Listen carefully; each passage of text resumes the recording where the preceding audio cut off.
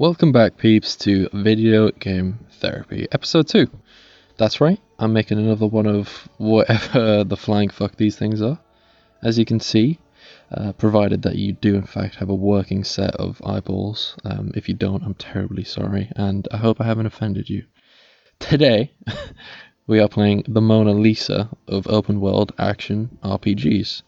And quite frankly, if you don't agree with me, then I'm afraid the only explanation is that you are in fact a fuck trumpet. It's Skyrim, people, you can see that. We are playing Skyrim, made by the beloved and often broken, I must admit, Bethesda. Do I even have to tell you that? I probably shouldn't. You should know what Skyrim is, right? But anywho, last episode I introduced the channel to the world of YouTubes, and we had a good little chat about overthinking. We played Elite Dangerous. We also donated to a charity as well, Mind. So quite a successful pilot episode, if you ask me, despite literally not a single person alive watching it. Episode 2 will be much of the same format, although I'm sure it'll evolve over time. I do plan on having a couple buddies of mine join me in an episode or two's time, so that should make it quite interesting for some good conversation and stuff. But let's crack on, shall we? Sit back, relax, grab your favourite beverage, and let's have a little chat. Oh, and remember, if you've got any topic or there's something going on in your life that you'd like me to talk about in an upcoming episode, remember to comment it down below. So, with that all being said, the quest that I will be completing on camera today in Skyrim is the one where you help repair, I think it's called the Gilded Green tree. It's in Whiterun. And it helps make the tree blossom in the town, which is it's lovely. I must admit, I've done it a couple of times, this quest on previous playthroughs, so I should be able to blast through it today. Especially now as I'm playing a sort of destruction, conjuration, mage build, which is at a decent level now. So yeah, this should be a mother trucking cakewalk. That's what we're playing today. But now I think it's time to choose what I'm going to be chatting about. And so today, ladies and gentlemen, and everyone outside and in between, we're going to be talking about happiness. The reason I want to talk about it is because I was having a good chat with a mate of mine on the telephone, and we were basically like Greek fucking philosophers, to be honest with you.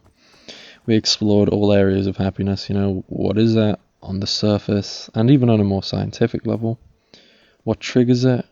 Why does it go away? And I thought it'd be an interesting thing to chat about in a video. So to kick off, my buddy told me that happiness is often defined as feeling or showing pleasure. At least that's what a dictionary would say. But we both kind of agreed that that definition doesn't really explain it at all, does it? I think happiness is much more than that, and it's like a feeling that encompasses a whole range of emotions that make you feel good and high on life, right? But at the very same time, happiness can mean very different things to very different individuals, For example, if you ask someone in the Hollywood Hills what happiness is, they might say, I don't know, fake tits, swimming pools, and Instagram likes. Whereas if you ask a villager here in the brutal world of Skyrim, they might say happiness is not being roasted like a shrimp on the fucking barbie by a dragon, or ferociously assaulted in the night by a Draugr, or maybe a Chinese monk sitting on his ass on top of a Tibetan mountain might say that happiness is when your life fulfills your basic needs. I think you get what I'm trying to say, This definition isn't set in stone. It's just kind of defined by the individual. So I have a question for you. What does happiness mean to you? Think about it and comment it down below.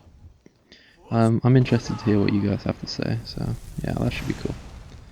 I'll tell you what happiness is to me. Happiness is playing Skyrim for the 3 billionth time in my life and still smiling like a Cheshire cat each and every time. It's been such an influential game, hasn't it? It's one of those titles, much like other gaming titans like Minecraft or something, for example, that has just etched its name in history, and Skyrim refuses to be forgotten about, doesn't it? People still play it religiously, even though this year, as I'm recording this, it'll be a decade old, which is mental.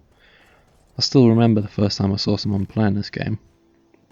I was at my buddy Josh's house, and he just got it not long after it came out, and I was watching him play it in his bedroom, and he was like using magic, and I also specifically remember him using a bow, and I'd never seen a game like it.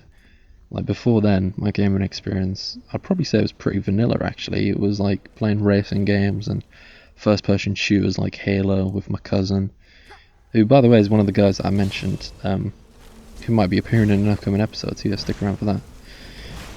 But yeah, it's like watching my mate Josh play Skyrim sort of pop my role-playing game cherry, and I've loved this kind of stuff ever since. But yeah, back to the topic. It's funny, isn't it, how like we try to define emotions like happiness, because fundamentally all it really is like a release of chemicals inside our big ass chimp brains.